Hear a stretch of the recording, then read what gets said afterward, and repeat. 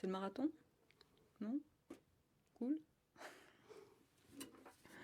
Bon, on va tenter de faire un 20 minutes. Première partie.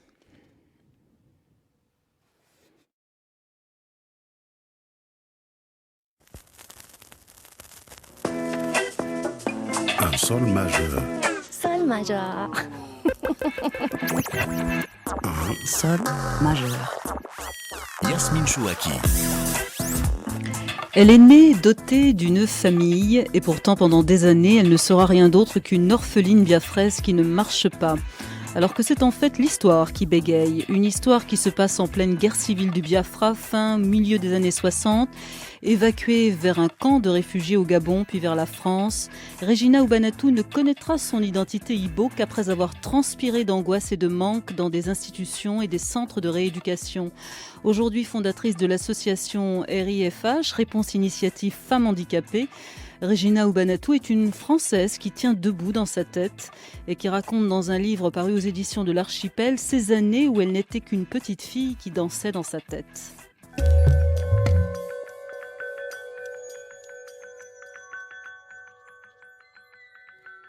Je suis née Ibo, quelque part là-bas, en Afrique, un peu avant le début de la guerre. Mes parents m'ont offert la vie, mais pendant des années, je ne connaîtrai ni la date ni le lieu exact de ma naissance. Je ne saurais rien de ma famille. Sans identité, mon enfance a traversé hôpitaux, camps de réfugiés et institutions. En Afrique puis en France, je suis orpheline et paralysée.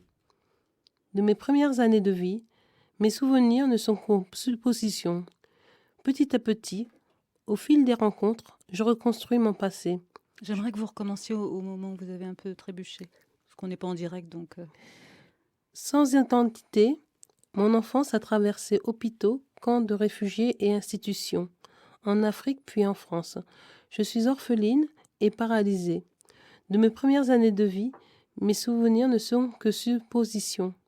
Petit à petit, au fil des rencontres, je reconstruis mon passé. Je veux vivre et me battre pour le retrouver et comprendre. Bonjour Regina Ubanatou. Bonjour Yasmine.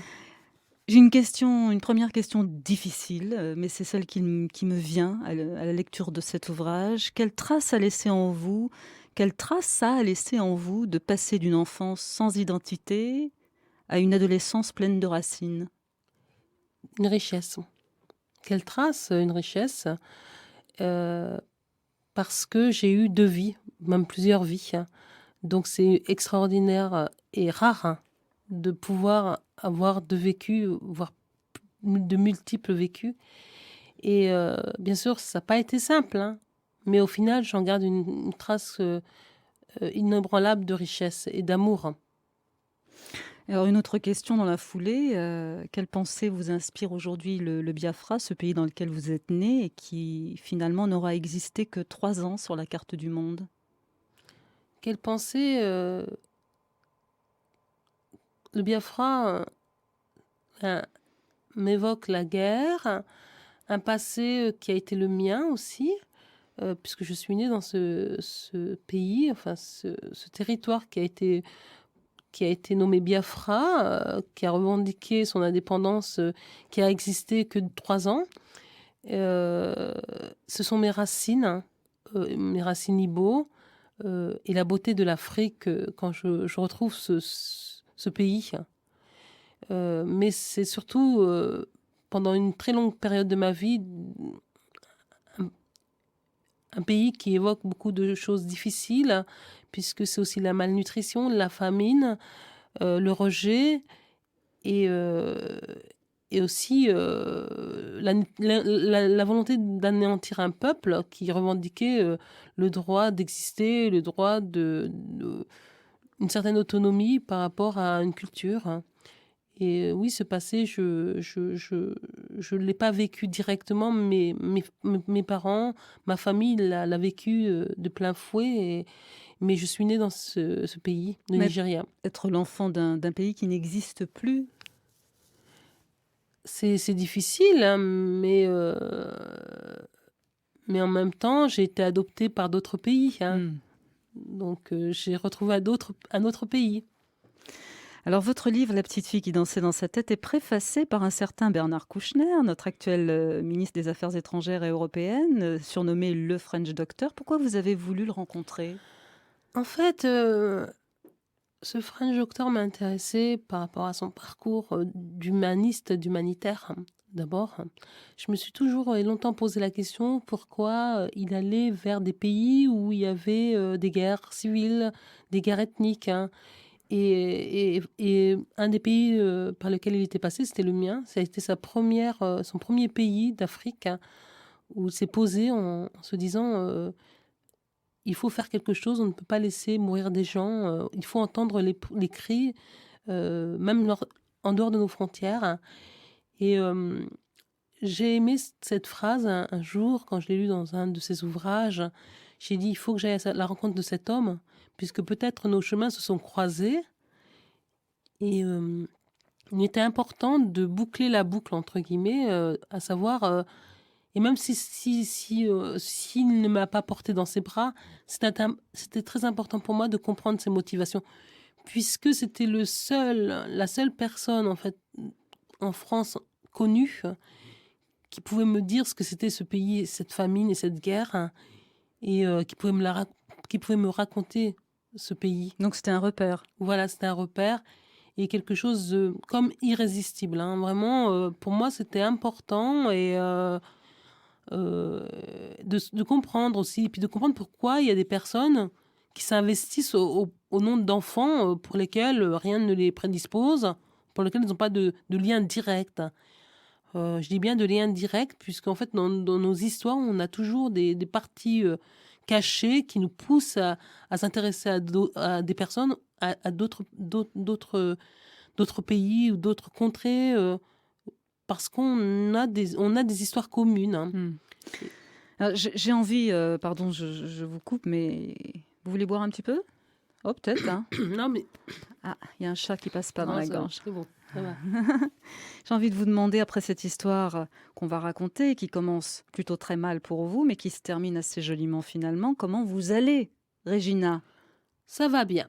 Ça va bien. Je dirais que je suis apaisée. J'ai ce passé difficile, qui a été difficile, mais en même temps, beaucoup de personnes ont des passés plus ou moins difficiles. Donc, je pense que c'est aussi les obstacles qui permettent de se projeter, de se construire aussi son avenir et d'avoir un certain recul. Et aujourd'hui, vous allez tellement bien que vous vous sentez avoir une mission, comme vous dites dans le dernier chapitre de votre livre. D'où cette association, j'imagine. RIFH, Réponse Initiative Femmes Handicapées, donc, qui a été créée en 1996. Car, je donne l'image, vous nous avez rejoints dans ce studio dans Sol majeur en fauteuil roulant, mais vous tenez justement à dire aux femmes handicapées que tout est possible dans la vie. Tout est possible, il faut croire en soi, il faut croire en ses capacités, ne pas se laisser démonter par les obstacles, en dépit de son handicap. Le handicap aussi une richesse, ça permet aussi de se positionner, d'être différent, donc, et d'avoir sa singularité en tant qu'être. C'est important puisque c'est ce qui nous construit et c'est ce qui fait qu'on est différent des autres et qu'on peut s'enrichir à travers aussi les histoires des autres. Ça va être un hymne à la différence, vraiment, cette émission. On va essayer de vous suivre, Régina Oubanatou. Et pour bien commencer, vous avez invité dans la ronde la Môme Piaf avec la chanson La Foule. Et comme je sais que vous êtes une grande fan de musique, vous avez écouté beaucoup de musique dans votre vie, je voudrais savoir à quel moment de votre vie ça correspond, cette chanson. Cette chanson, elle correspond en fait au moment où, curieusement, où je commençais à découvrir, à sortir dehors, à sortir du centre. À draguer des garçons. À draguer des garçons, à découvrir la vie en fait. Et la vie avec toute sa fougue, sa fougue et son élan. Et j'aime beaucoup cette chanson puisque elle évoque la danse, elle évoque le rythme et surtout quelque chose presque d'immortel, qu'on peut aller au-delà. Et la foule, en même temps, j'ai toujours craint la foule. parce que j'ai été enfermée pendant des années dans un centre, hein, et me retrouver seule, dans un environnement que je ne connais pas, parmi des yeux, des regards qui m'observent, m'ont toujours plus ou moins fait frémir un peu, hein. Donc ces deux sentiments, en même temps j'aime les gens, mais en même temps je crains la foule, hein.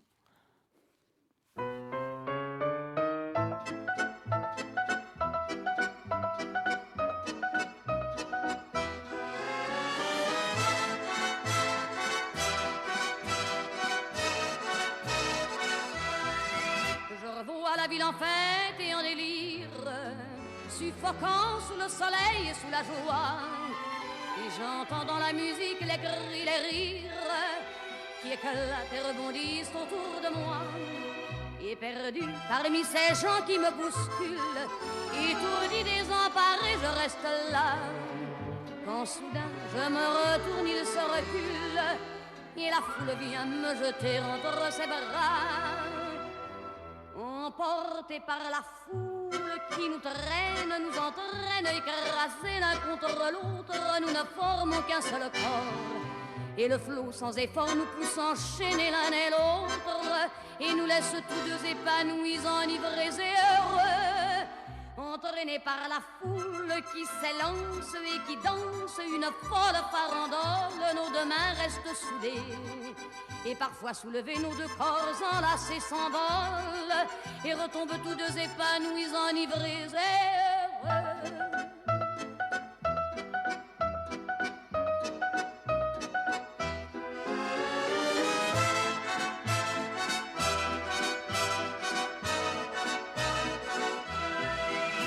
Et la joie qu'elle a poussée par son sourire me transperce et rejaillit au fond de moi. Mais soudain je pousse un cri parmi les rires quand la foule vient l'arracher d'entre mes bras. Emportés par la foule qui nous traîne, nous entraîne, nous éloigne l'un de l'autre, je lutte et je me débat. Mais le son de ma voix s'étouffe dans le rire des autres, et je crie de douleur, de fureur et de rage, et je pleure. Et traîné par la foule qui s'élance et qui danse une folle farandole, je suis emporté au loin. Et je crispe mes poings maudissant la foule qui me vole l'homme qu'elle m'avait donné, que je n'ai jamais retrouvé.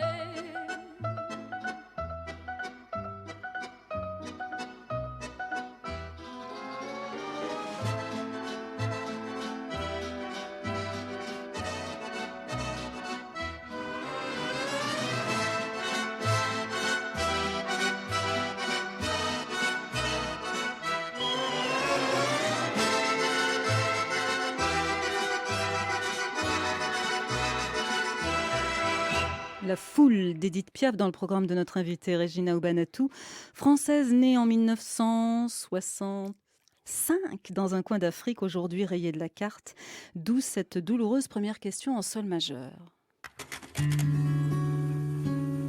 Quelle est la carte géographique de votre enfance? Les montagnes, loin de l'Afrique. L'Afrique, il y a des montagnes aussi. Mais je vois des montagnes françaises, hein, les montagnes des Alpes. Hein. C'est l'image qui me vient de ma carte géographique.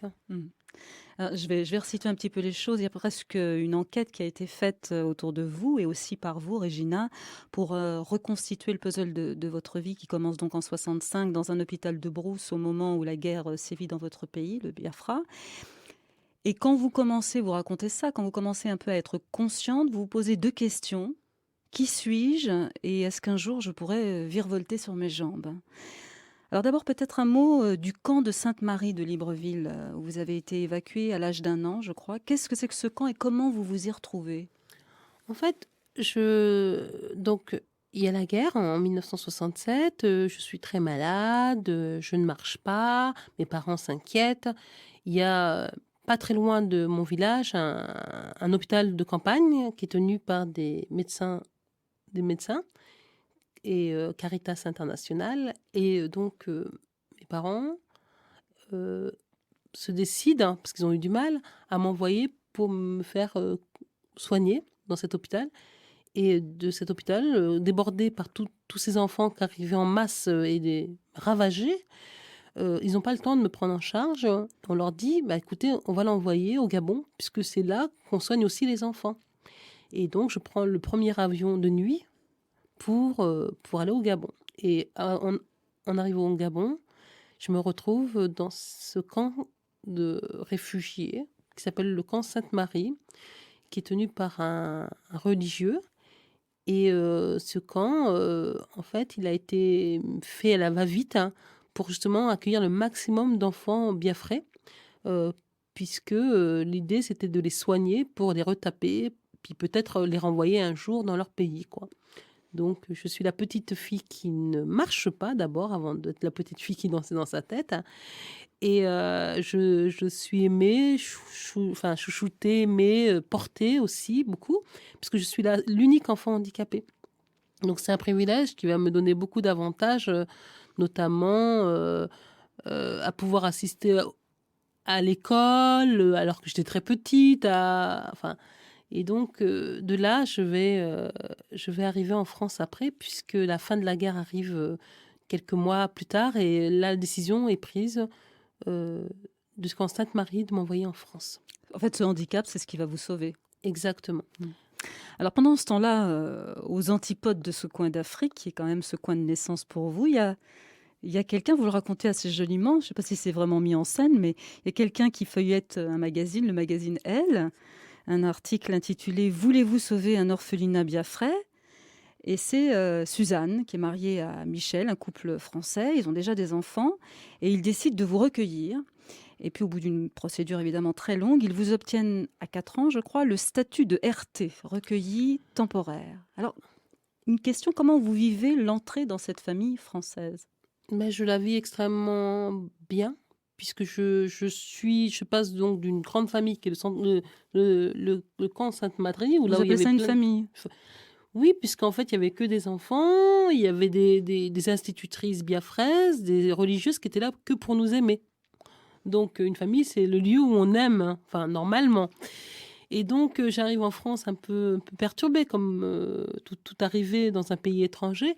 Mais très vite, cette famille me montre l'amour, m'apporte beaucoup d'amour. Et ça va être ma famille, en fait. Je vais les adopter d'abord. Vous êtes réticente quand même, il faut quand même des travaux d'approche. Oui, mais très très vite, ça va se faire, les liens vont se tisser très vite après. Mais c'est les premiers temps, effectivement, j'arrive dans un centre. Vous êtes adoptée et vous avez des frères et des sœurs blancs. En fait, je suis pas... Premier choc quand même. Le premier choc, oui, mais le premier choc, c'est d'arriver dans un pays nouveau, en fait, avec une température différente, avec une langue qu'on ne comprend pas, avec des religieuses qui ne te comprennent pas. Et puis te dire, mais qu'est-ce que tu fais là ? Tu peux pas naviguer partout, tu peux pas te gambader partout, tu es attaché sur un lit, parce qu'en fait, on était attaché sur des lits. Donc oui, alors évidemment, ces premiers moments sont très très difficiles et ça va durer quand même une bonne partie pendant 8 ans de ma vie, je serai dans ce centre et j'aurai des moments de bonheur avec cette famille française. Avec toujours cette question récurrente, quelle est mon identité ? Et puis à 12 ans, coup de théâtre dans votre vie, Regina, vous découvrez qu'en fait vous n'avez pas du tout été abandonnée, parce que là vous nous avez raconté l'histoire vraie de votre famille en Afrique qui vous a déposé dans un camp pour vous sauver finalement. Mais ça, vous ne le savez que très tardivement. Je le sais qu'à partir très très tardivement, puisque même à l'âge de 12 ans, au moment où on retrouve ma famille, on ne me dit pas tout. On me dit simplement, tu as une grande famille, une famille à l'infini qui est très très très grande. Et tu dois être heureuse puisqu'on va te renvoyer dans ton pays pour retrouver ta famille. Alors là, je m'effondre. Je m'effondre complètement et je me dis, mais pourquoi veut-on me renvoyer dans ce pays que je ne connais pas et ces gens que je ne connais pas, qui sont mes parents ? Alors du jour au lendemain, vous passez du statut d'orpheline à celui d'une petite fille qui a 2, voire plusieurs mamans, parce que là on est dans une tradition africaine et du jour au lendemain, la petite fille française découvre qu'elle ressemble pas mal à des petites filles africaines de la famille. Quelles images vous gardez en mémoire de ces premières retrouvailles avec l'Afrique et avec vos parents biologiques? J'attendais ces retrouvailles avec quelque part, je savais au fond de moi, bon, bien que qu'on me disait orpheline, je savais j'avais des gens. Inconsciemment, j'avais intégré que j'avais une famille, j'avais cette famille française, certes, mais j'étais pas complètement convaincue que ma famille africaine, puisque bon, il faut dire que j'ai la peau noire, donc forcément, on va pas dire, voilà, bon. Et en même temps, j'avais ces religieuses qui me rappelaient souvent que je venais de ce pays, le Biafra, hein, quelque chose qui me renvoyait de ce pays, tel qu'elle le décrivait, était monstrueux. Parce que c'était l'Afrique, on va te renvoyer dans ton pays, tu vas voir, t'as été sauvé, mais tu vas voir si tu retournes là-bas, tu seras même pas appareillé, tu vas souffrir, on va même pas te soigner, etc., etc. Et donc, l'Afrique, j'appréhendais dans les deux sens, c'est-à-dire j'attendais des réponses, mais lorsqu'on m'a annoncé ces retrouvailles, j'ai eu la peur, en fait, la crainte de ne jamais revenir en France. Hein.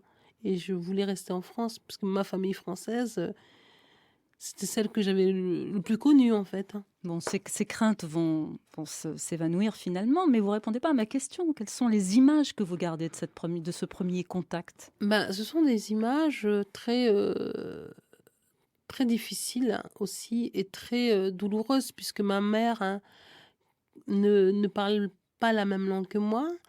Elle a des gestes très... c'est que de la gestuelle. Et je ne comprends pas tous ces contacts qu'on peut avoir avec le corps. Hein, puisque justement, je venais dans un environnement religieux où le corps, le toucher, c'était juste pour nous laver. Et là, tout d'un coup, des caresses, quelque chose... Des sentiments très confus. Et en même temps, des mamans, qui ne parlent pas la même langue que moi et que je ne comprends pas et qui ne me comprennent pas. Et pour moi, ce sont des personnes étrangères et je ne comprends pas pourquoi on m'impose cela. Je le voyais comme une contrainte au début. Alors, dans les premiers temps de ces retrouvailles, j'étais contente puisque voilà. Vous avez joué la chipie quand même. Ça a été très, très désagréable le premier jour. C'était l'Afrique, c'était Tarzan, c'était Jane. Ça, c'est l'Afrique. Ah oui. Pour moi, c'était les images infantiles des films.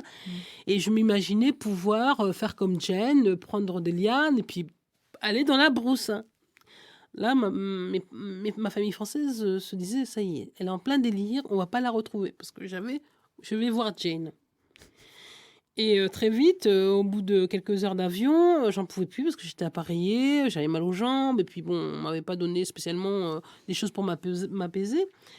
Et j'ai un rituel qui arrive. On m'impose un rituel de présentation qui va durer pendant des jours, pendant toutes les après-midi, pendant plus d'une semaine, je vais voir des gens défiler devant moi, me saluer, des gens que je connais, de ma famille, qui est de ma famille, et des gens qui ne sont même pas de ma famille. En même temps, c'est fascinant, parce que tout à coup, vous avez un arbre autour de vous qui se dessine. Donc, Et il y a ce portrait que vous faites de votre père, que vous découvrez donc à ce moment-là.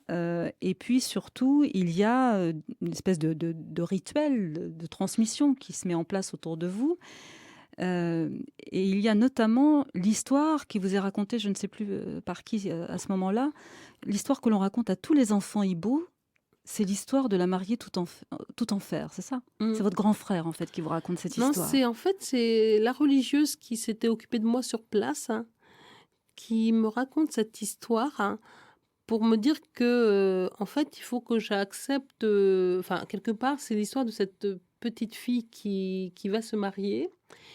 Et être entouré de fer et d'ustensiles en ferraille, c'est un signe de richesse, c'est comme une dot. Et donc, cette religieuse voit à travers mes appareillages qui me font souffrir quelque chose de magnifique. Et donc, elle pense que même si je souffre, c'est normal, puisque pour être mariée, il faut souffrir avant aussi. C'est comme pour être belle, il faut souffrir. il faut que je prenne ce mal en patience, puisque quelque part, j'arrive en Afrique déjà apprêtée pour être mariée. Donc c'est extraordinaire. Mais moi, je ne l'imagine pas comme ça. Donc vous arrivez en héroïne et en princesse. Je suis une petite princesse. Il était temps. Et donc, jusqu'au fil de fer qu'on met sur les cheveux pour me les monter dans une coiffe africaine, hein, pour que mes cheveux, enfin mes tresses partent en l'air. Hein. Et donc, tout se fait autour du fer, hein, de ce métal qui représente vraiment une richesse dans ma culture. La princesse argentée Regina Obanatu, notre invitée en sol majeur, qui revient juste après le rappel des titres pour nous parler de sa fierté de femme noire et handicapée. Tout ça dans 3 minutes.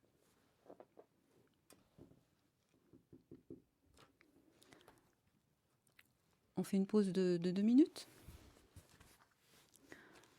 On peut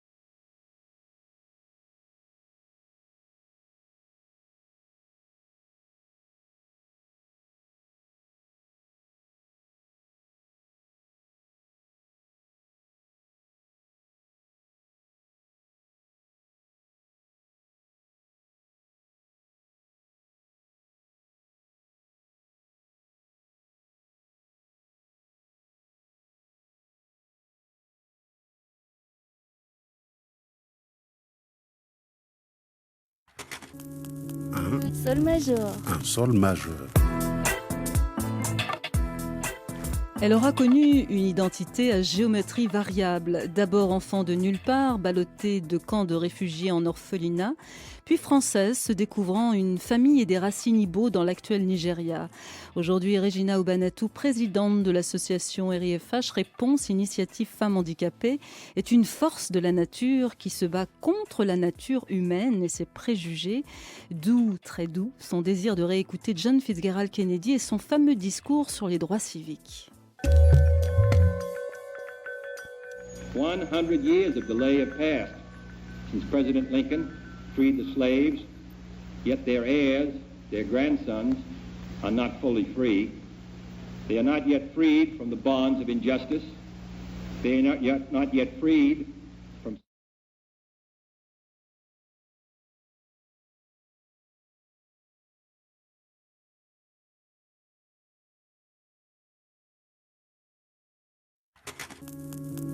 Sol majeur. Un sol majeur. Elle aura connu une identité à géométrie variable. D'abord enfant de nulle part, ballottée de camps de réfugiés en orphelinat, puis française se découvrant une famille et des racines Igbo dans l'actuel Nigeria. Aujourd'hui, Regina Ubanatou, présidente de l'association RIFH, Réponse Initiative Femmes Handicapées, est une force de la nature qui se bat contre la nature humaine et ses préjugés. D'où, très doux, son désir de réécouter John Fitzgerald Kennedy et son fameux discours sur les droits civiques. 100 years of delay have passed since President Lincoln freed the slaves, yet their heirs, their grandsons, are not fully free. They are not yet freed from the bonds of injustice. They are not yet freed from social and economic oppression. And this nation, for all its hopes and all its boasts, will not be fully free until all its citizens are free. We preach freedom around the world, and we mean it. And we cherish our freedom here at home. But are we to say to the world, and much more importantly, to each other, that this is a land of the free, except for the Negroes, that we have no second-class citizens, except Negroes, that we have no class or caste system, no ghettos, no master race, except with respect to Negroes. Now the time has come for this nation to fulfill its promise. Nous étions donc en juin 63, juste après le lynchage de Noirs par des policiers avec John Fitzgerald Kennedy. Regina Ubanatou, vous vouliez écouter cette archive. Pour quelle raison ? Parce que, en fait, il me semble que le respect des droits humains sont fondamentaux pour l'existence, pour se sentir comme un être à part entière, avec des droits et bien sûr des devoirs. Mais je pense que c'est un discours que beaucoup de personnes devraient écouter, puisque, bon, même si ça concerne les Noirs, ça peut s'adapter à plein de catégories de population en détresse ou qui ne se sentent pas reconnus à travers leurs droits. Et on oublie trop souvent que on est un pays des droits de l'homme, donc il y a le respect qu'on doit avoir pour les êtres qui sont en difficulté ou qui sont rejetés aussi dans d'autres pays. Et il me semble que ce pays, la France, c'est un pays qui m'a ouvert les portes, et ça je ne pourrai jamais l'oublier, mais je reste vigilante aussi par rapport à des choses qui sont inhumaines, qui peuvent être aussi d'ordre du non-dit ou des choses comme ça. Et c'est important de rappeler que nos nations se fondent sur les droits humains et la liberté. Donc vous, en tant que Noir et handicapé, vous menez un double combat aujourd'hui. Je dirais je mène un double, voire triple, voire multiple, dans le sens où il faut pouvoir que les personnes, notamment handicapées, puissent conscientiser leur potentiel et leur devenir. C'est pas parce qu'on est handicapé, d'une part, qu'on a tous les droits, on a des devoirs, bien sûr, des obligations, mais il faut que la société puisse aussi permettre à ces personnes un libre accès à tous les domaines de la vie. Oui, oui. En même temps, votre expérience, Regina, fait que vous avez eu le nez, je dirais, sur l'humanité ou sur ce qui fait véritablement l'humain, dans sa bonté extrême ou dans sa saloperie extrême. Et ce qui frappe dans votre récit, La petite fille qui dansait dans sa tête, où vous passez vraiment par toutes les couleurs de l'angoisse et du manque. Vous êtes à la fois orpheline et handicapée, je le rappelle. Ce qui frappe, c'est les colères explosives que vous connaissez. Vous êtes la terreur des institutions, véritablement. Je voudrais savoir où vous en êtes. C'est sans doute ce qui vous a d'ailleurs sauvé.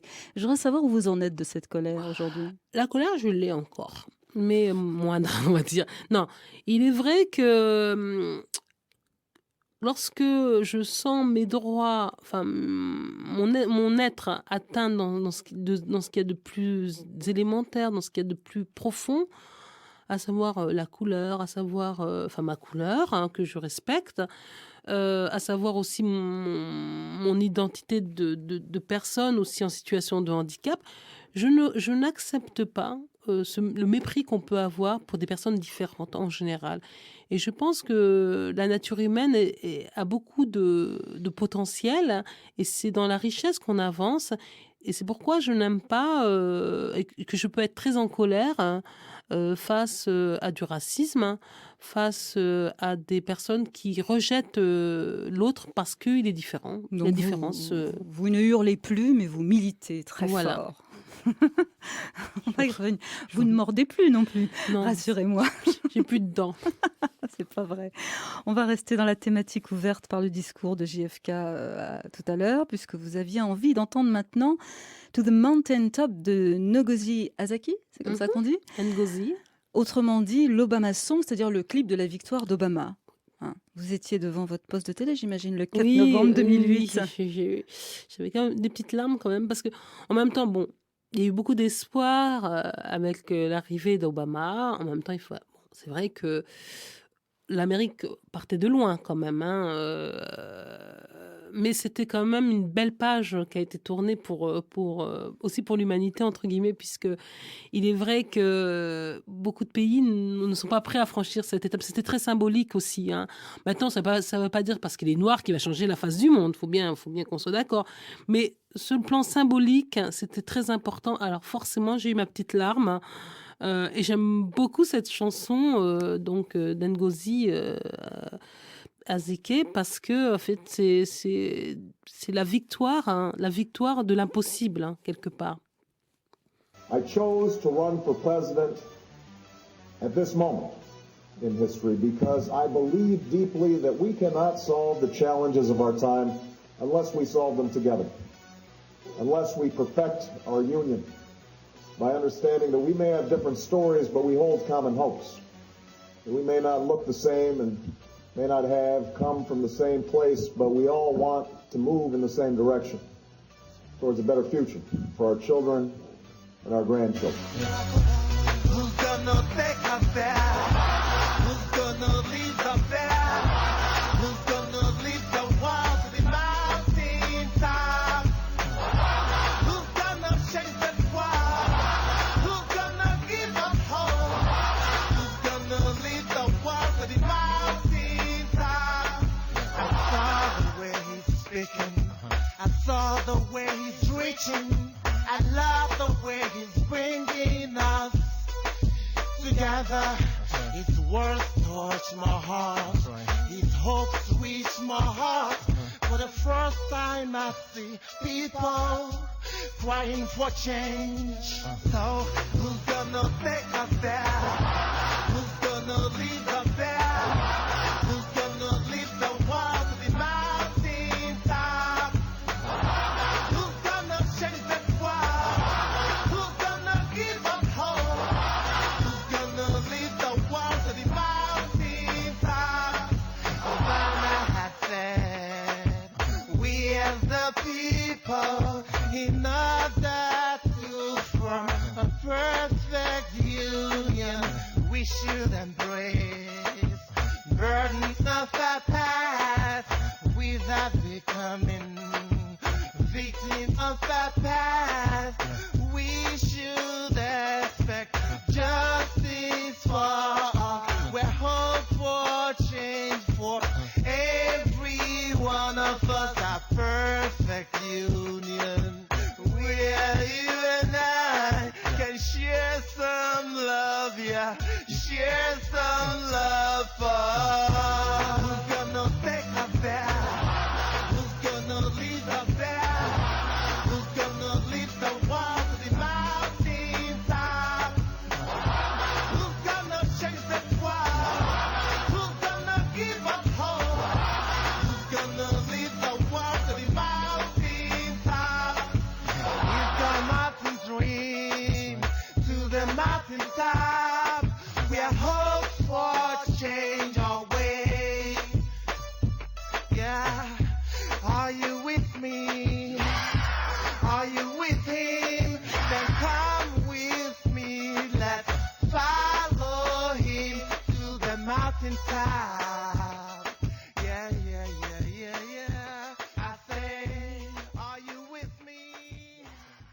Are you with him? L'Obama Song de Ngozi Azaki en sol majeur, c'est une chanson qui n'est pas forcément connue sous nos latitudes françaises, Regina Obanato, mais en revanche, qui est certainement très connu au Nigeria, parce que moi j'ai vu des clips sur Internet qui diffusaient cette chanson, et c'est merveilleux quoi, de voir le clip aussi et en écoutant cette chanson. Bon, on va le déposer sur le blog alors. Ça se passe dans le programme de Regina Obanatou, une atypique, hier orpheline africaine, aujourd'hui française amoureuse.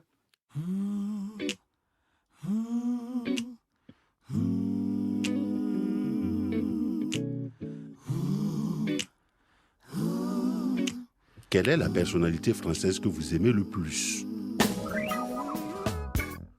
Alors, ma personnalité, je dirais, c'est une ancienne ministre que j'admire beaucoup. C'est Nicole Hamelin. Femme politique, UMP, très militante de la cause des femmes. Voilà, c'est surtout parce qu'elle a été très militante de la cause des femmes, et qu'à travers son combat, j'ai vu qu'elle nous intégrait en tant que femmes, tout simplement. Quel rôle elle a joué auprès de l'association RIFH? Alors, le rôle qu'elle a joué, déjà, on lui a demandé si elle souhaitait soutenir un défilé de mode qu'on organisait à l'espace Cardin pour l'année européenne des personnes handicapées. Défi impensable, mais qui s'est fait. Et elle a dit tout de suite, elle a trouvé ça tellement incroyable et beau, parce que c'est une femme qui aime bien s'habiller en plus, et elle s'est dit comment associer l'esthétisme à le handicap. Ça, c'était un sacré défi aussi pour son discours. Et on s'est dit, cette femme, si elle nous fait l'ouverture, on aura quelque part intégré notre place aussi en tant que femme dans les discours politiques, parce que les femmes handicapées, on parle beaucoup des femmes, de la cause des femmes, des violences faites aux femmes, mais c'est vrai qu'on ne parle pas beaucoup de la double discrimination qui est liée au fait d'être femme et d'être handicapée. Et donc, le défi mode qu'on a mené en 2003, c'était quelque part aussi de montrer aux politiques, vous voyez ce qu'on est capable de faire. Donc, regardez-nous tels que nous sommes. Donc, c'était la célébration un peu de la beauté de la femme handicapée. Voilà. Votre plus grande victoire, vous personnellement, Regina, j'ai presque envie de dire que c'est votre corps. Vous avez réalisé plein de choses que bien des gens dont je fais partie, qui tiennent debout apparemment, ne font pas et ne feront jamais. Est-ce que vous pourriez nous faire la petite liste de vos exploits physiques ? Bon, alors, j'ai fait donc du rafting, je suis montée dans des grands arbres, des séquoias aux États-Unis à l'aide d'une corde. J'ai fait de l'équitation, je me suis essayée à peu près dans pas mal de sports, un peu dangereux même, mais quelque part, c'était pour moi de défier mes capacités. Ce corps qui avait été très très mal mené par les opérations, par la rééducation, quelque part, je ne risquais pas grand-chose après. Donc, je voulais me dépasser dans des domaines sportifs que beaucoup de valides ne font pas, mais aussi parce que des personnes m'ont encouragée à aller au-delà de mes potentiels physiques.